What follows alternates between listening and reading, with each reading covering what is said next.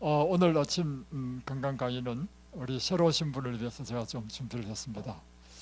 어제 우리 의정부에서 우리 집사님 한 분이 오셨는데 집사님은 밥맛이 없고 좀 몸이 힘이 없고 피곤해서 이든벨리가 참 좋다는 말을 했고 이곳에서 해주는 밥을 좀 먹고 편안하게 좀 쉬었다가 가시려고 오셨습니다. 근데 이제 여기 오시게 되면 제가 먼저 상담을 하게 되죠. 그런데 저는 항상 환자들을 치료하는 것이 제 목적이다 보니까 상담을 해보니까 이분이 고혈압, 고지혈, 우울증 그리고 당뇨까지도 있는 것입니다. 그러니 제가 볼 때는 그러다 또 과체중이에요. 위험한데. 그래서 제가 우리 집사님은 금식을 좀 하셔야 되겠습니다. 이렇게 말씀을 드렸습니다. 그런데 대부분 사람들은요, 금식을 해본 경험이 별로 없고 밥을 굶는다 하면 굉장히 두려워합니다. 그래서 여기 오시는 분들 상당히 많은 사람들이 그렇게 저한테 이야기한 걸 제가 많이 경험했거든요. 우리 집사님도 어이고 금식은 아주 힘들다고 못하겠다고 이렇게 말씀하셔서 그러면 따뜻한 밥 드시고 푹 쉬었다 가시라고 했습니다. 그런데 이곳에서 하루 동안 지내시면서 이곳에 입사하고 있는 한 자매님이 딱 보면 알잖아요. 머물 때 보면 비대하고 또 이야기해보면 병이 뭔지 이야기 들어보면 어이구 큰일이다 이렇게 생각되잖아요. 그래서 우리 집사님에게는 금식을 꼭 필요하다고 금식을 하시라고 이렇게 설득을 했던가 봅니다. 제가 아침에 식사를 왔는데 그 사실을 모르고 저는 이제 식사를 하는데 보니까 식사를 안 하셔요. 그래서 왜 안 하시나 보니까 과일 금식을 하신다고 과일을 기다리고 계시는 것입니다. 그래서 오늘 제가 오늘 아침 강의에 우리 집사님을 위해서 왜 금식을 해야 되는지, 금식하면 어떻게 우리 건강에 좋은지에 대해서 좀 설명을 먼저 좀 드리고자 합니다. 저희들이 이곳에서 하는 모든 치료 방법은요, 성경과 예언의 신을 기초로 해서 치료합니다. 하나님께서 우리에게 말씀하신 것은 반드시 하나님께서 이루시기 때문입니다. 그래서 하나님께서 하라고 하신 대로 하면 반드시 하나님의 일이 일어납니다. 그 중에 하나가 무엇인가 하면 환자들에게 가장 좋은 치료법 중에 하나는 며칠간 과일만 식사하며 금식하는 것이다 하는 말씀이 있어요. 이것이 여러 군데 나옵니다. 많은 경우의 질병에 있어서 최선의 치료는 환자가 한 끼 혹은 두 끼를 금식하며 이렇게 나와 있는 데 있고, 또 음식물에 관한 권면 189페이지에는 많은 경우에 짧은 기간 동안 금식한 후에 단순하고 알맞은 식사를 함으로써 몸 자체의 회복력으로 말미암아 회생함에 이른다. 그러니까 이렇게 하면 사람의 몸이 굉장히 빨리 회복된다는 것입니다. 그래서 이 말씀에 기초해서 이제 제가 한 20년 전부터 건강 세미나 할 때마다 이 과일 금식을 시켰습니다. 그랬더니 놀라운 일이 일어나요. 제가 이든벨리를 하기 전에 목회를 했습니다. 교회에서 목회할 때 제 생각은 항상 이렇습니다. 교회가 존재하는 목적은 무엇인가? 그것은 봉사를 위하여 존재한다. 이것이 제 생각입니다. 그래서 제가 가는 곳마다 제 생각은 이 지역의 사람의 필요는 무엇인가? 나는 이 지역의 사람의 필요를 위해서 무엇을 봉사할 수 있는가? 그래서 제가 간 곳마다 이제 그 봉사를 위해서 했는데, 제가 분당으로 가보니까 이 사람들에게는 뭐 경제적으로 잘 살고 교육 수준도 높고 이러다 보니까 이분들에게는 건강한 삶을 통하여 사람들에게 도움을 줘야 되겠다 이렇게 생각하고, 그때부터 제가 건강과 관련되는 봉사를 했습니다. 그래서 첫 번째는 뷔페 식당을 제가 차렸습니다. 그래가지고 사람들에게 가장 좋은 음식이 무엇인지를 실제로 와서 경험하도록 하고, 두 번째는 1년에 2번씩 건강 세미나를 했습니다. 그 건강 세미나를 할 때 처음에는 이제 강의로만 하는 세미나를 하다가 좀 시간이 지나서 실제적으로 제 마음은 항상 그렇더라고요. 실제적으로 그 사람을 도와줄 수 있는 일을 하고 싶다. 다시 표현하면 아픈 사람이 와가지고 가해만 듣는 것은 내가 볼 때는 별로야. 그들에게 실제적으로 몸에 변화를 일으킬 수 있는 치료를 해주고 싶은 그런 열망이 있단 말이에요. 그래서 연애신을 보니까 짧은 기간 동안 금식하라는 거예요. 그래서 금식을 시켰더니 놀라운 일이 일어났습니다. 한 사람은 당뇨병 환자인데요. 당뇨를 잘 관리해야 됩니다. 당뇨 우습게 생각하면 안 됩니다.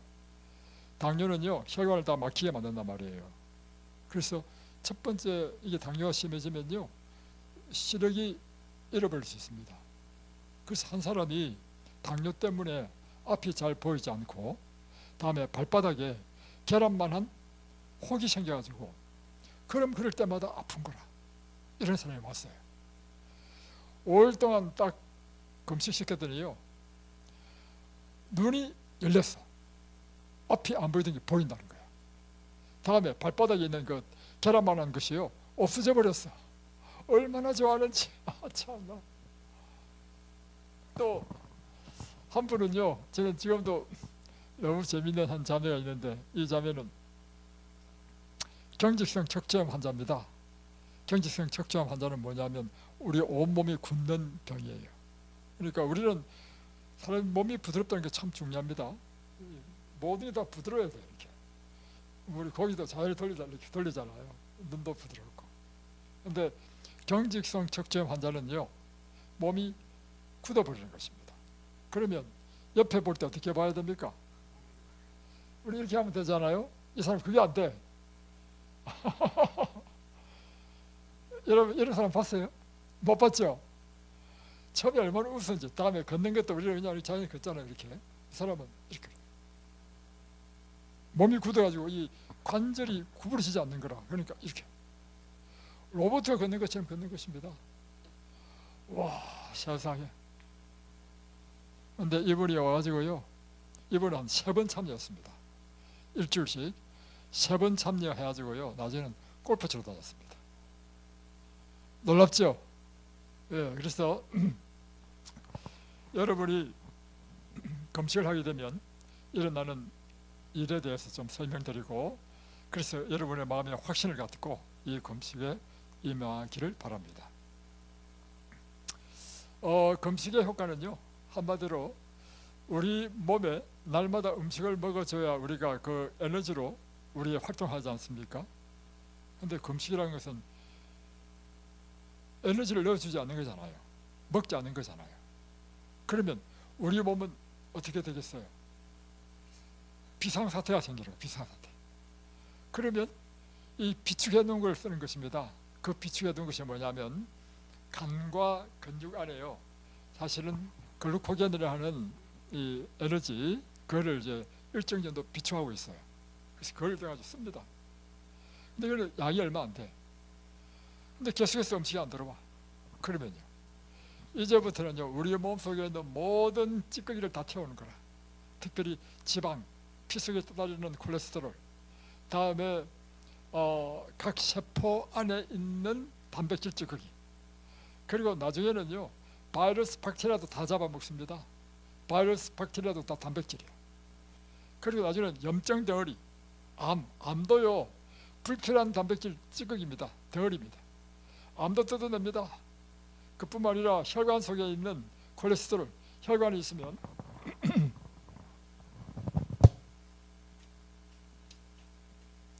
혈관이 원래 이렇잖아요. 근데 여러분의 혈관 고기 많이 먹고 지방을 많이 먹으면요 노란 콜레스테롤이 쌓여져. 이 점에 콜레스테롤, 혈관이 이렇게 좁아진 것입니다. 그러면 이 콜레스테롤이 나중에 딱딱해져가지고 산화되면요 딱딱해지고, 그러면 혈관이 딱딱해졌어요. 잘 부스러져. 터져버리면요 큰일 납니다. 사망으로 이릅니다. 사망. 근데 하여튼간에 터지기 전, 자, 이 콜레스테롤 노래요 색깔이. 이거 전부 다 지방입니다. 지방이 피 속에 끼어가지고 우리가 금식하게 되면 나중에는 쓸 게 없잖아요. 혈관 속에 있는 이 찌꺼기 콜레스테롤도 다 뜯어냅니다. 그러니까 혈관이 뻥 뚫리는 거라. 그러니까 여러분 여러분의 질병의 모든 것은 혈액순환과 관계되어 있습니다. 혈액순환을 방해하는 최고의 적은 무엇인가 하면 혈관에 있는 콜레스테롤입니다. 그런데 이 혈관 콜레스테롤이 깎여내고 막 다 뜯겨내리니까 그때부터 일어나는 일이 많아요. 혈액순환이 잘 되는 거라. 그래서 이게 검식을 해보면요, 3일만 지나면 딱 일어나는 일이 얼굴에 빛이 반짝반짝납니다. 왜 얼굴에서 빛이 나는가? 우리 모혈관 중에서 가장 많은 곳이 얼굴입니다. 왜냐하면 얼굴은 표정을 지어야 된단 말이에요. 다양한 표정. 그러니까 다양한 표정을 짓기 위해서 근육이 잘 발달되어 있어. 그러니까 제일 먼저 혈관이 뚫리면서 혈액순환이 잘 되니까 얼굴이 발그레해지고 빛이 납니다. 3일만 지나면 사람들이 다 미인이 돼. 제가 그래서 이걸 하면서 참 발견한 것은 뭐냐면 사람들의 만족도가 굉장히 높아. 특별히 여자들. 사람이요, 피부만 깨끗해지면요 미인이 됩니다. 그러니까 서로 얼굴 보면서 막 기뻐하는 거예요. 그리고 심지어요, 이 검식을 계속하게 되면 우리 관절과 관절 속에 껴있는 스퀘질, 이 스퀘질도 다 떨어집니다. 나중에는요, 우리 몸에는 기생충이 있죠. 기생충이 계속 검식하면 기생충이 굶어가지고 다 죽어서 나옵니다. 변으로. 우리 몸에 있는 모든 이런 병균들과 이런 모든 찌꺼기들을 독이죠, 독. 우리 몸에는 독들이요 싹 다 이제 배출됩니다. 그러니까 질병이 치료되는 것입니다. 이게 원리입니다. 근데 이걸 보다 더 과학적으로 설명한 것이 뭐냐면 스위스의 과학자인 사람이요, 오토파지,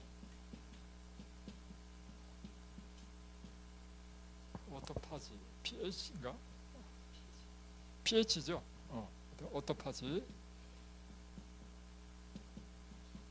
오토파지 이론을 냈습니다. 이 이론이 뭐냐면 우리 세포 있잖아요. 세포에 세포핵도 있고 미토콘드리아도 있고 세포소가 있고 여러 가지 리소좀도 있고 여러 가지 있습니다. 있는데 핵도 마찬가지고 다음에 이 미토콘드리아도 마찬가지고요. 이것이 일정 기간 사용되면요, 이것이 이제 기능이 떨어집니다. 그래서 예를 들면 미토콘드리아는 에너지를 만들어내는 공장인데 보통 1단위당 에너지 1단위당 36 ATP를 만들어냅니다. 그런데 이것이 점점점 사용하다 보면 기능이 떨어지죠. 우리 기계도 마찬가지고 이게 기능이 떨어져 가지고 뭐 20밖에 못 낸다. ATP. 그러면요, 이걸 폐기 처분해버립니다. 폐기 처분해버리고 다음에 새로운 미토콘드리아를 만들어냅니다. 자, 그러면 폐기 처분된 이 미토콘드리아는 청소를 해줘야 되죠. 안 그러면 세포 속에 이 찌꺼기가 있으면 세포 기능 전체에 문제를 일으켜. 이와 같은 세포 속에 있는 여러 가지 기관들이 끊임없이 이제 일정 기간 지나면 기능이 떨어지면 교체를 해야 되는데, 교체하고 난 다음에 이 찌꺼기들, 이거를 청소하는 시스템이 세포 안에 있다는 것입니다. 그래서 격리막이라는 것이 있는데, 이렇게 그림을 그리자면 이 격리막이요, 이런 찌꺼기들을 다 잡아먹는 거야. 심지어 바이러스 잡아먹는답니다.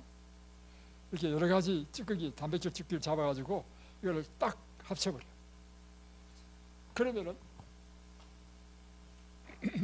리소좀이라는 것이 있어요. 리소좀. 이 세포 안에 리소좀이라는 이것이요, 쫙 와가지고 딱 달라붙어. 근데 리소좀 안에 뭐가 있느냐면 단백질을 분해하는 단백질 분해 효소가 있어.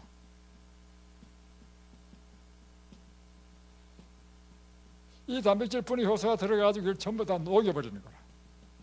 그래서 찌꺼기를 다 녹여가지고 이 단백질로 새로운 이런 여러 가지 미토콘드리아든가 여러 가지 것들을 만들어낸다, 그죠? 만들어낸다, 그죠? 그러면서 이 세포가 이런 찌꺼기를 다 청소하는 거예요. 청소. 그러니까 오토라는 건 뭐냐면 스스로 이란 뜻이고, 스스로 파지가 한자를 모르겠는데 PHY다. 이건가 모르겠네요. 파지는 뭐냐면 먹는다는 뜻이다. 먹는다. 그러니까 자기가 스스로 찌꺼기를 다 먹어치워서 깨끗하게 청소를 한다는 거예요. 청소. 그런데 이것이 실제적으로요, 세포 안을 들여다보는 실험을 통해 가지고 이것을 증명한 사람이 있어요.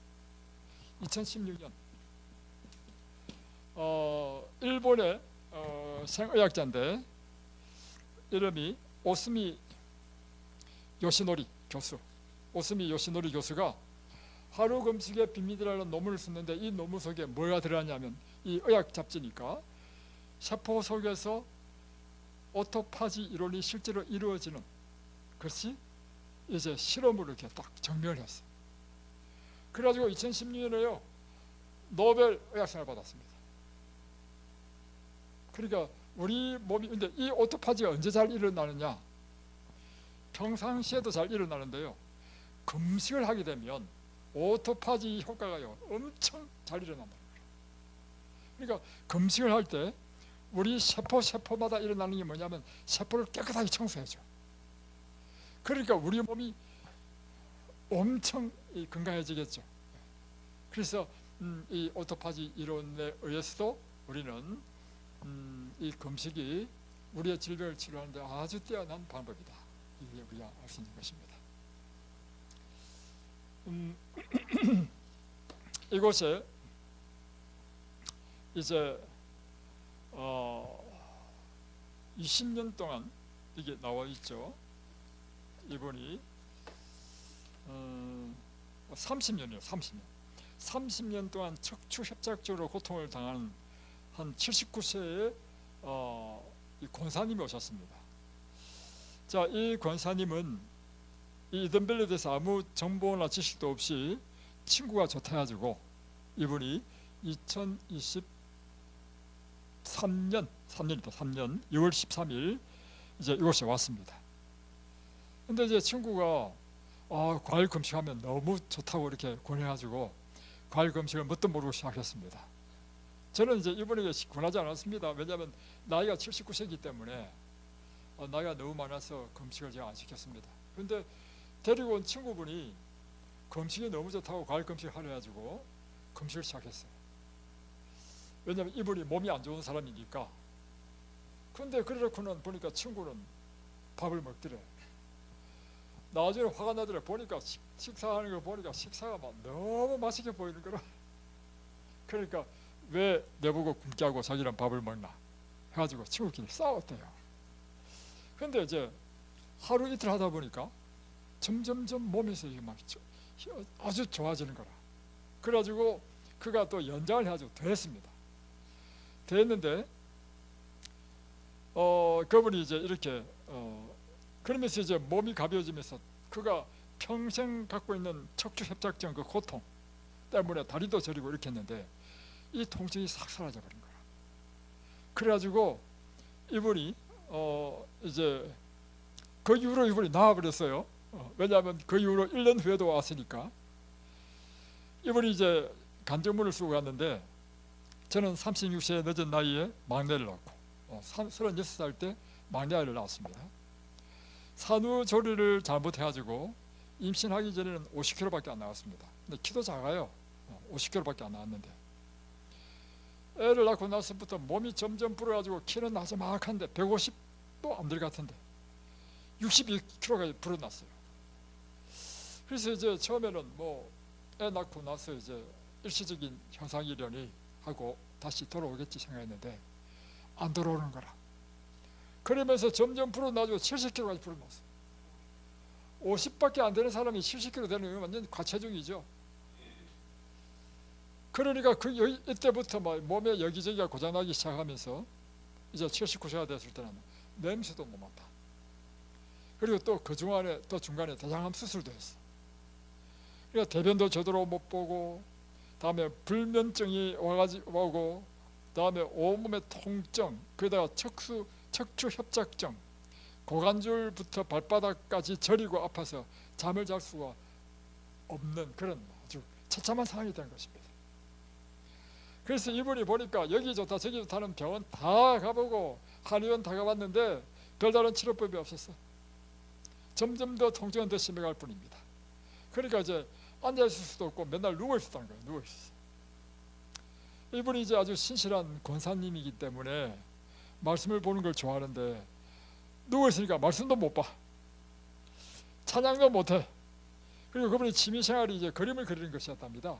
그림도 이제 못 그리고 손을 놓은 지 오래됐어. 아, 내가 이렇게 살아서 무슨 의미가 있나? 차라리 죽는 게 낫겠다는 생각까지 들었다는 것입니다.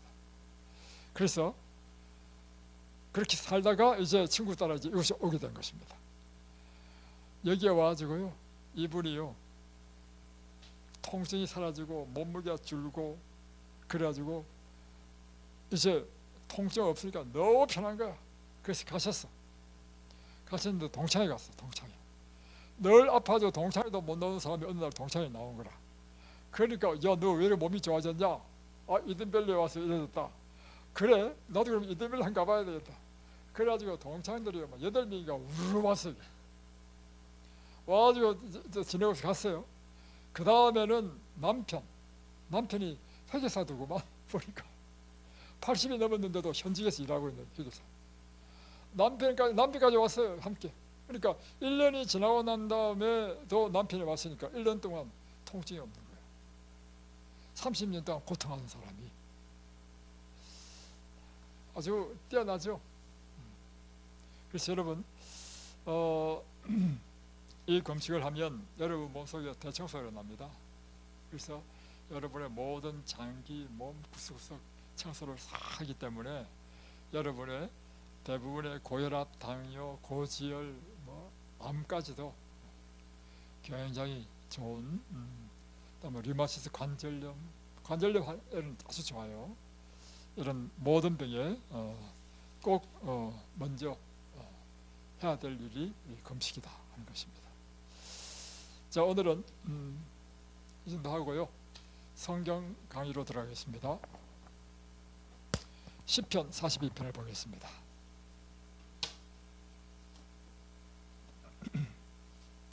시편은 총 5권으로 되어 있죠. 우리가 이제 1권은 시편 1장으로부터 41편까지이고 제2권은 42편부터 72편까지입니다. 자, 이제 42장은 시편 제2권의 첫 시입니다.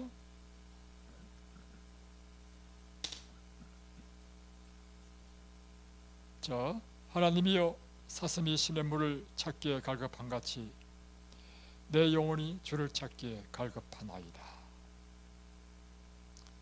참 아주 아름다운 시어죠.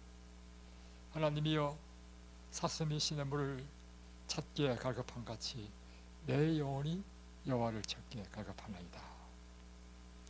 내 영혼이 하나님 곧 살아계시는 하나님을 갈망하나니 내가 어느 때에 나아가서 하나님의 얼굴을 배울까. 그러니까 지금 이 다윗이 쓴 이 시편은요, 지금 누구를 그렇게 갈망하고 찾는다는 것입니까? 하나님을 갈망하고 찾는데 비유를 들자면 얼마만큼 갈망하느냐. 사슴이 목이 말라서 죽을 적이 돼가지고 시냇물을 찾아서 헐떡이며 찾는 것처럼 내 영혼이 그처럼 여호와를 만나기를 그렇게 갈망한다는 것입니다. 3절, 사람들이 종일 내게 하는 말이 내 하나님이 어디 있느냐 하오니 내 눈물이 주야로 내 음식이 되었도다. 3절에 보니까 사람이 종일 내게 하는 말이 내 하나님이 어디 있느냐,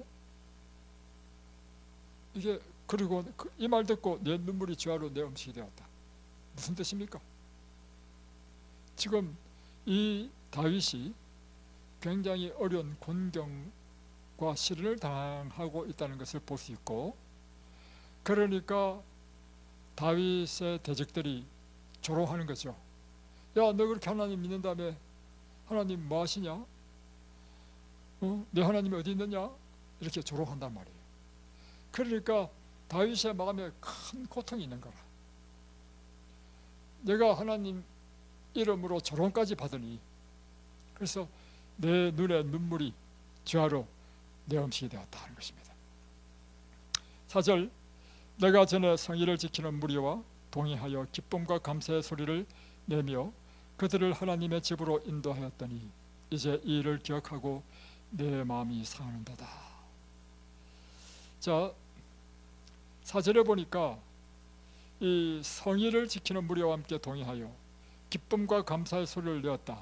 하나님의 집으로 인도하였다. 다시 보려면 지금 이 시인이 사모하고 있는 것은 무엇인가 하면, 옛날에 내가 하나님의 성전을 찾고 믿음의 형제와 자매들이 함께 찬양하며 또한 사람들을 권하여 이 성전으로 인도했던 그 신앙생활을 회상하며, 그리고 그 아름다운 회상을 하는데 지금은 그렇게 할 형편이 못 돼. 그러니까 그걸 기억하고는 오늘날 그 일을 할 수 없으니까 내 마음이 상하게 되었다, 이 말이에요. 5절, 내 영혼아 내가 어찌하여 낙심하며 어찌하여 내 속에서 불안해하는가. 너는 하나님께 소망을 두라. 그가 나타나 도우심으로 말미암아 내가 여전히 찬송하리로다. 그러니까 지금 이 시인의 마음에는 뭐가 있어요? 심지어 마음에 낙담이 되었다. 마음이 불안해한다. 그러니까 지금 이 시인의 다윗에게 지금 당한 그 경험은요, 굉장히 큰 고난인 거라. 심지어 마귀까지 낙담이 될 만큼 큰 고난을 당한 것입니다. 그리고 그 마음에 불안을 느끼는 만큼 그렇게 큰 고난을 당한 것입니다. 그러니까 자기 스스로에게 동의하는 거죠. 너는 하나님께 소망을 두라. 그가 나타나 도우심으로 말미암아 내가 여전히 찬송하리로다. 하나님을 굳게 믿고 그분에게 소망을 두라. 하나님이 나를 도와주실 것이다. 이렇게 자기 스스로에게 이렇게 하는 걸 볼 수 있습니다. 6절, 내 하나님이여 내 영혼이 내 속에서 낙심이 되므로 내가 요단 땅과 헤르몬과 미살산에서 주를 기억하나이다. 주의 폭포 소리에 깊은 바다가 서로 부르며 주의 모든 파도와 물결이 나를 휩쓸었나이다. 낮에는 여호와께서 그의 인자심을 베푸시고 밤에는 그의 찬송이 내게 있어 생명의 하나님께 기도하리로다. 그러니까 밤낮 하나님의 구원을 바라고 기도하는 모습을 보여주고 있습니다. 9절, 내 반석이신 하나님께 말하기를 어찌하여 나를 잊으셨나이까. 내가 어찌하여 원수의 압제로 말미암아 슬프게 다니니까 하리로다. 그러니까 지금 이 고난과 고통 가운데 하나님께 기도할 때 어떻게 기도하냐면, 하나님 어째 저를 잊으셨습니까? 왜 저를 돌보지 아니하십니까? 이런 기도인 것입니다. 여러분, 우리가 우리 삶 가운데 고난을 당할 때 기도하잖아요. 기도하는데 아주 당장 우리 인생의 문제가 해결되던가요? 그렇지 않죠. 그럴 때 느끼는 고통이 이런 고통입니다. 하나님 저를 잊으셨습니까? 왜 제 기도를 지금 도대체 듣고 계시는 것입니까? 왜 내 기도를 듣지 않으십니까? 이런 그 마음의 고통을 이렇게 표현하는 것입니다. 내 뼈를 찌르는 칼같이 내 대적이 나를 비방하여 늘 내게 말하기를 내 하나님이 어디 있느냐 하도다. 근데 그 고통 가운데 가장 큰 고통은 뭐냐면, 너 하나님 믿는다며, 하나님 뭐하고 계셔? 하나님 안 도와주시네? 이런 조롱이 그의 마음에 더 큰 고통을 준다는 것입니다. 그래서 11절, 내 영혼아 내가 어찌하여 낙심하며 어찌하여 내 속에서 불안해하는가. 너는 하나님께 소망을 두라. 나는 그가 나타나 도우심으로 말미암아 내 하나님을 여전히 찬송하리로다. 자, 이 시편 42편은 어떤 배경하에서 다윗이 기록했는가? 그 배경을 우리가 이해를 하게 되면 시편 42편의 내용이 새롭게 우리 마음에 와닿습니다. 이제 두 가지 경험 중에 하나라고 보는데, 첫 번째는 다윗이 사울로부터 이제 쫓기는 신세가 되었을 때 한 13년 정도 유다 광야와 심지어는 블레셋까지 도망가는 그런 경험하잖아요. 그런 그가 사울로부터 쫓기는 그 고난의 때의 이 시를 기록했다. 그 쫓기니까 그가 어디도 못 가요. 예루살렘 성전에서 하나님께 예배도 드리지 못하는 그런 상황을 이야기하고 있다.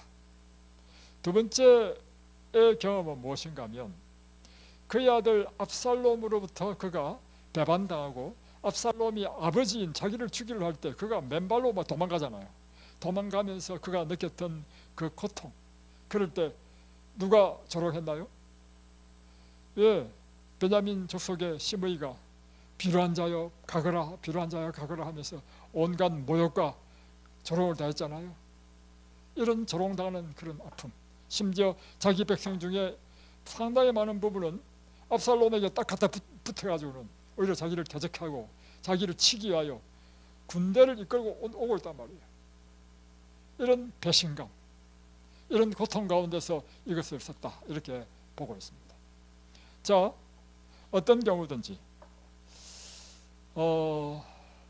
이럴 때 저는 시편 42편을 통해서요, 사실은 힘을 발견했습니다. 어떤 위로와 힘을 발견했냐면, 지금 이 시를 지금 누가 경험한 경험입니까? 다윗이 경험했잖아요. 다윗은요, 구약 성경 가운데 하나님이 내 마음에 합한 자라고 말한 사람이 다윗이었습니다. 다윗은 언제나 하나님께서 기뻐하시는 자였습니다. 그런데 그런 다윗조차도 지금 그의 인생의 경험에 무엇이 있어요? 고난과 엄청난 시련이 있었다는 사실을 발견할 때 오히려 제 마음에는 위로가 되더구만. 그래, 다윗이 그랬다면 나에게도 이런 경험이 있을 수 있다는 것이죠. 두 번째는 이것입니다. 다윗이 경험한 거 보면, 첫 번째, 사울에게 쫓긴다는 것을 가정하게 된다면, 사울에게 쫓겨서 13년 동안 고난당하잖아요. 근데 이것은 다윗에게 무슨 죄가 있어서 쫓겨났습니까? 다윗이 죄가 있어서 그 죄의 결과로 고난을 당합니까? 아니요. 그때는 다윗은 전혀 죄가 없었습니다. 순전히 사울이 이 다윗을 치기 위해서 다윗을 죽이려 했단 말이에요. 그러니까 우리 인생 가운데 우리가 죄가 없어도 이런 고난을 당할 수 있다는 사실을 발견하고, 두 번째, 압살롬의 경우에 지금 또 다윗이 맨발로 도망가면서 지금 이런 신세가 됐단 말이에요. 압살롬의 경우는 좀 달라요. 왜냐하면 그것은요, 다윗이 죄를 지었기 때문에 바로 바세바를 범하고 우리아를 쳐 죽이고 하는 그 죄로 인해서 나온 죄의 형벌 중에 하나가 무엇인가 하면 그의 아들로부터 쫓기는 신세가 되는 것입니다. 그러니까 다윗의 경험을 통해서 우리는 두 가지 경험을 볼 수 있습니다. 우리가 죄를 짓지 않는다 하더라도 우리 인생에는 고난이 올 수 있고 시련이 올 수 있다. 두 번째, 우리가 죄를 짓고 범죄하면 또 이 다윗이 경험한 것처럼 우리가 그 죄의 용서는 우리가 받을 수 있지만 죄가 가져다주는 형벌은 우리가 피할 수 없다는 것입니다. 그 형벌로 인해서 우리 인생에 고난을 당할 수 있다. 그러나 내가 보는 관점이 이렇습니다. 어떤 경우든지 두 경우 다 포함하여 우리의 인생은 이런 시련과 고난을 당할 수 있고, 그러나 결국에는 하나님께서 이와 같은 과정을 거쳐서 다윗을 하나님께서는 구원하시는 것을 볼 수 있는 것입니다. 그래서 우리는 어떤 경우든지 우리가 하나님 앞에 구원을 간절히 간구하면 우리를 구원하신다는 사실을 알 때 우리의 마음에는 큰 위로가 된다는 것입니다. 또 세 번째로 있는 것입니다. 우리가 아무리 믿음대로 살고 한다 하더라도 때로 우리도 낙심할 때 있습니까? 예, 그렇습니다. 제가 믿음이 있는 척 하지만요, 저 역시 낙심될 때도 있고요, 실망할 때도 있고요, 그렇습니다. 그런데 보니까 다윗도 낙심했더라고. 그렇구나. 그렇다면 나한테도 희망이 있다. 때로 우리가 삶을, 믿음의 생활을 하면서도 극한 시련을 당하고 어려움을 당하면 낙심되기도 하고, 또 때로는 어떤 생명의 위기를 당해서 마음이 불안한 경우도 있잖아요. 다윗도 보십시오. 어찌하여 내 속에서 불안해하는가? 그렇구나. 그래, 맞아. 우리가 하나님 앞에 정직해야 되겠다. 우리가 있는 모습 그대로 주님 앞에 우리 마음을 토로하고, 이 시편은 우리에게 뭘 가르쳐주고 있냐면 내 자신이 하나님 앞에 정직하라는 것입니다. 그리고 내 자신이 있는 모습 그대로 하나님께 나가라는 것입니다. 그리고 내 심정을 토로하라. 그러면서 하시는 이야기가 뭐냐면, 그럼에도 불구하고 우리의 소망은 오직 누구밖에 없다는 것입니까? 하나님밖에 없다. 그래서 너는 하나님께 소망을 두라. 그가 나타나 도우심으로 말미암아 결국에는 하나님을 찬양하게 될 것이다. 이런 강력한 믿음을 오늘 저에게 주는 것을 위해서 제 마음에 큰 기쁨을 얻었습니다. 자, 다음 두 번째 46장으로 넘어가겠습니다. 하나님은 우리의 피난처시요 힘이시니 환난 중에 만날 큰 도움이시라.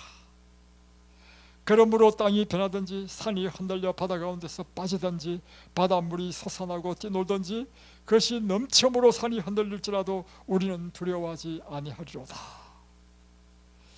한 시내가 있어 나뉘어 흘러 하나님의 성 곧 지존하신 이의 성소를 기쁘게 하도다. 하나님이 그 성 중에 계심에 성이 흔들리지 아니할 것이라.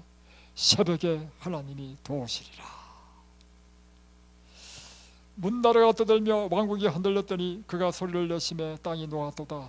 만군의 여호와께서 우리와 함께 하시니 야곱의 하나님은 우리의 피난처시로다. 와서 여호와의 행적을 볼지어다. 그가 땅을 황무지로 만드셨도다. 그가 땅끝까지 전쟁을 쉬게 하시며 활을 꺾고 창을 끊으며 수레를 불사르시는도다. 이러시기를 내일은 가만히 있어 내가 하나님 됨을 알지어다. 내가 문나라 중에서 높임을 받으리라. 내가 세계 중에서 높임을 받으리라 하시도다. 만군의 여호와께서 우리와 함께 하시니 야곱의 하나님은 우리의 피난처시로다. 이 시편 46편은요 굉장히 유명합니다. 왜냐하면 이 시편 46편을 통해서 루트가 찬미가를 작사 작곡했습니다. 그것이 바로 내 주는 강한 성이요 하는 이 찬미가가요 시편 46편을 통해서 찬미한 것입니다. 이 시편 46편은 정말 환난과 어려운 도전 가운데서 하나님을 바랄 때 그분이 우리의 피난처시고 힘이 되시고 큰 도움이 되신다는 그 확신을 불어넣는 시가 바로 이 시편 46편이었습니다. 그래서 이 시편 46편은 루트의 시라고 표현되어지기도 하는 것입니다. 그리고 각 시대마다 이 시편 46편은 위기를 당한 사람들에게 용기를 심어주는 시편으로 불려졌습니다. 여기 보면 올리버 크로멜이라는 사람이 있는데 이 사람은 영국의 왕정시대 때 왕이 왕권 신성설을 주장하면서 백성들을 탄압하고 과도한 세금을 물림으로 어렵게 될 때 이 올리버 크로멜이 왕정과 싸워가지고요 왕정을 전복시켜버립니다. 그리고 찰스를 처단해버립니다. 죽입니다. 그리고는 영국의 공화정을 세운 사람이 이 크로멜이라는 사람입니다. 그런데 이 왜냐하면 이 크로멜은 이 청교도였고요 영국은 국교인데 이 국교는 거의 천주교와 비슷해요. 그래서 특별히 이제 이 청교도인들이 중심이 된 것에서 이 크로멜이 바로 이 영국의 그 왕의 군사와 싸워서 승리한 사람입니다. 이럴 때 그는 사람들에게 이 시를 노래하도록 요청하면서 사람들에게 용기를 격려시켰는데 바로 시편 46편인 것입니다. 하나님은 우리의 피난처시요 힘이시니 환난 중에 만날 큰 도움이시라. 그러므로 땅이 변하든지 상이 흔들려 바다 가운데 빠지든지 바닷물이 솟아나고 뛰놀든지 그것이 넘침으로 산이 흔들지라도 우리는 두려워하지 아니하리로다 하면서 그의 소수의 군대를 독려해서 가지고요 이 소수의 군대가 왕정 군대를 이깁니다. 또 하나는 17세기 여기 1848년 프랑스의 혁명 당원들이 또 파리에서 시편 46편을 노렸다라고 했고 인도에서는 세포의 반란이 일어났을 때 이제 영국인들이 이제 심하게 위기 가운데 있을 때 이 시편 46편을 불렀다는 것입니다. 이 시편 46편은 또 우리에게도 가장 인생의 위기 가운데서 이 시편 46편을 부름으로 우리에게 힘과 용기를 불어넣는 아주 감동적인 시라고 할 수 있는 것입니다. 자 여기 보시면 하나님은 우리의 피난처가 되신다. 우리가 지금 도망자가 됐을 때 아니면 공고한 상태가 됐을 때 우리 몸을 피신할 곳이 있어야 되는데 하나님이 우리의 몸을 피신할 피난처가 된다는 것입니다. 그리고 그분은 나의 힘이시니 환난 중에 만날 큰 도움이시라. 지금 큰 환란을 만났을 때 나를 도와줄 수 있는 강력한 힘은 바로 하나님이시다 하는 것입니다. 그 환란이 어떤 환란이냐? 뭐 전쟁 또는 혁명, 이런 또 경제적인 위기, 이런 것도 포함되고, 또 2절에 보면 땅이 변하든지 산이 흔들려 바다 가운데 빠지든지, 다시 말하면 천재지변, 지진이 일어나고 홍수가 나고, 8절 3절 보십시오. 바닷물이 솟아나고 뛰놀든지, 그러니까 쓰나미가 해일이 일어나고 그것이 넘쳐므로 산이 흔들릴지라도 우리는 두려워하지 아니하리로다. 이런 인생의 엄청난 위기에서 바로 하나님은 우리의 피난처가 되시고 힘이 되신다는 것입니다. 그런데 저는 개인적으로요, 시편 46편을 볼 때마다 잊을 수 없는 추억이 있습니다. 그건 뭐냐면 이 시편 46편이요, 우리 제가 옛날에 살던 요암리 동네 주민들에게 큰 힘과 위로가 되는 사건이 있었습니다. 우리 요암리가요, 홍수가 났는데 이렇습니다.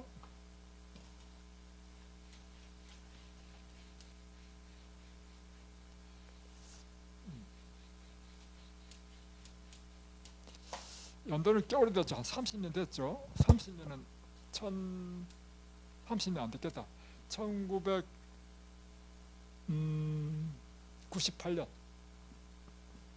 그러니까 한 20몇 년 됐죠.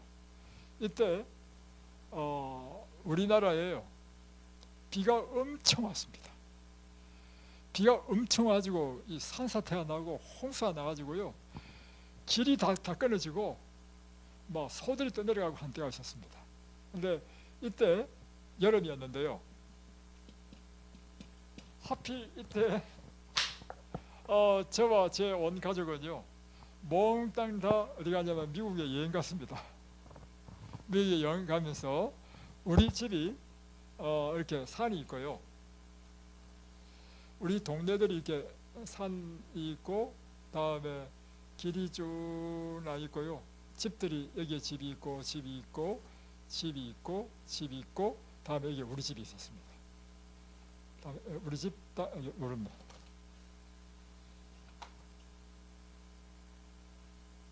이렇게 여기도 집이 있습니다. 집이 있고, 다음에 이쪽에 집이 있고, 이거 우리 집입니다. 이제 여름에 이제 저희들이 미국 가는 동안에 이제 우리 교회 집사님이 이야기하기를, 당신 그러면 한 달 동안 비에 있을 테니까 한 달 동안 우리가 당신 집에 좀 살아봤으면 좋겠다. 통나무를 지었으니까. 그때 참 좋았거든요. 그래서 내가 없으니까 사시라고 했어요. 그래서 한 부부가 여기서 살았습니다. 그런데 그해 여름에 비가 왔는데요, 비가 엄청나게 왔습니다. 비가 엄청나게 와가지고 막 수해를 당하는데요, 비뿐만 아니라 뭐냐면 산사태가 났는데, 이 비가 많이 와가지고 물을 많이 먹었는데다가 천둥이 치니까요, 땅이 흔들려가지고 흙이 쏟아지면서 나무 그 속에는 돌, 다음에 그 엄청난 양의 물이 함께 떠내려 와가지고요, 사람의 키보다 더 많은 양의 물이 쫙 밀려옵니다. 그래가지고 이 집 다 침수 다 됐어요. 그리고 돌이 막 광광광, 소나무 떠내려오는데 우리 집은 막 그대로 직행이야.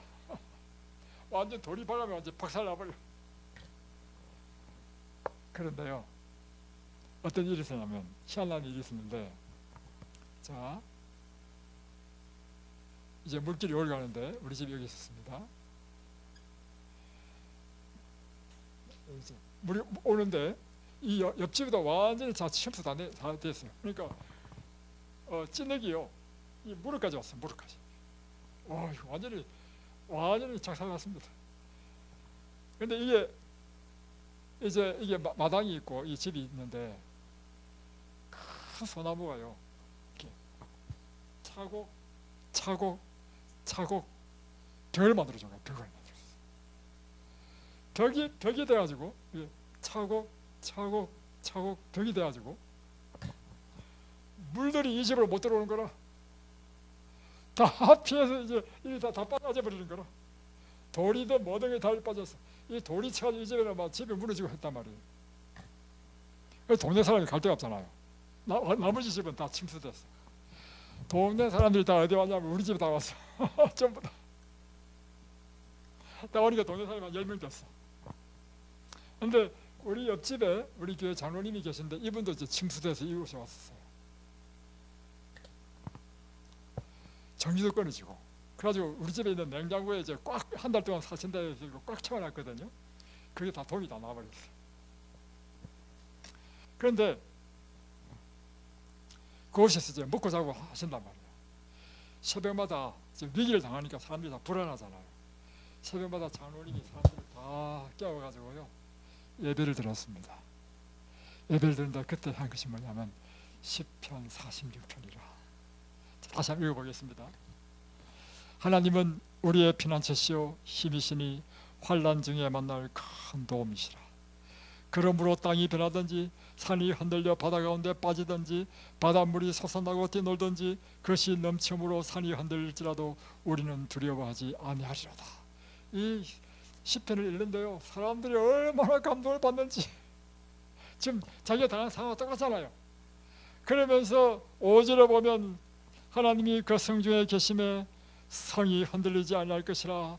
새벽에 하나님이 도시로다.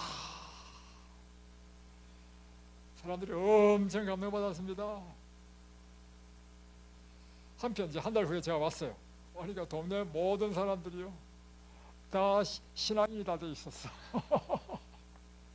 그래서 위기란 것이요 사람들로 하여금 하나님께로 이끄는 한 방편이 되기도 하더라고요.